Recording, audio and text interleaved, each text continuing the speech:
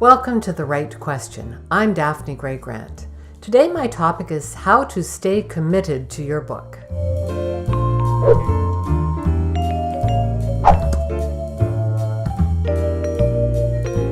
I have a question from Nancy Holmes, a writer who's based in New York City. Here's what she's asked. I'm wondering if you can suggest how I can stay committed to my book. I'm in the middle of it right now, and I'm starting to get a bit discouraged. Thanks for your question, Nancy. There's no doubt that the middle is the most challenging part for most projects. Why?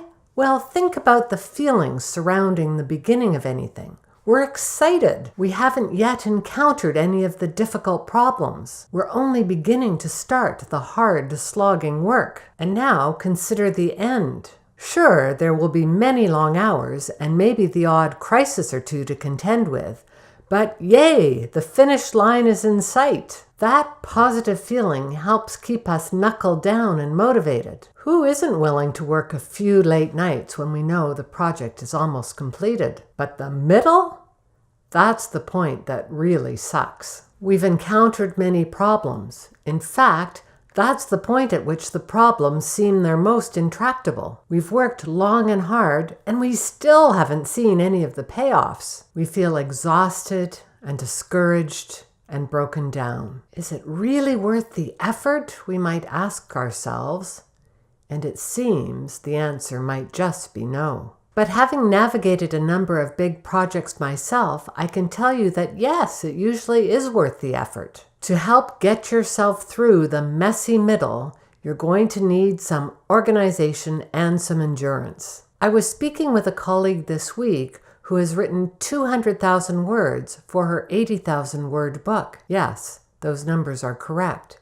She's written way more than she needs. So she's actually in the middle right now because she's decided that only 60,000 of those 200,000 words can remain. This means that she needs to write 20,000 more words and then edit all of them into a similar tone and voice. She's tired and worn out now, although I know she's going to make it because she has excellent endurance and she knows how to manage her time. When you're in the messy middle, the issue comes down to how well you can pace yourself. Think of marathoners. It's well known at the 18-mile mark that they tend to hit a wall. That's the point where their bodies tell them it's just not possible to run any further. What gets them past that?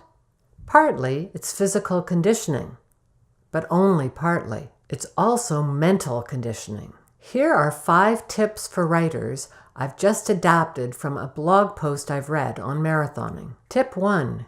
Get your language right. Be positive with yourself and focus on your strengths. Don't say things like, I hope I have time to finish this tiresome project.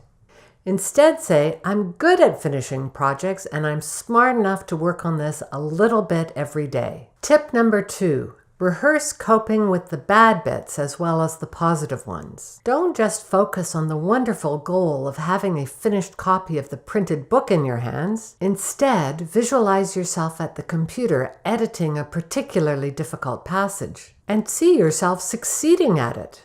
How great does that make you feel? Tip number 3, rename your emotions. Fear, the racing heart, the sweaty palms, can become excitement. Frustration can be anger, which leads to determination. Boredom can be the chance to let your mind wander and come up with new solutions, which leads to creativity. If you can see these negative emotions in a more positive way, they'll be easier to bear. Tip number 4, set super small goals. A lot of people will write 30,000 words and think, oh my God, I still have 50,000 more words to write. That's overwhelming. Instead, set the goal of writing 1 chapter and then achieve it. Then set the next one. You can write a whole book, setting 1 small goal at a time and achieving it. Tip number 5, remember that writing is as much about the process as it is about the outcome. Winners don't actually think about winning.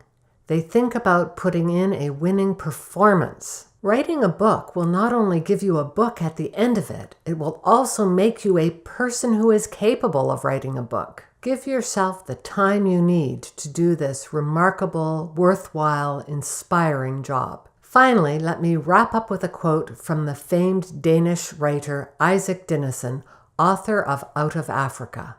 When you have a great and difficult task, something perhaps almost impossible, if you only work a little at a time, every day a little, suddenly the work will finish itself. Thanks for the question, Nancy. Stick out the messy middle, and before you know it, you'll be at the excellent end.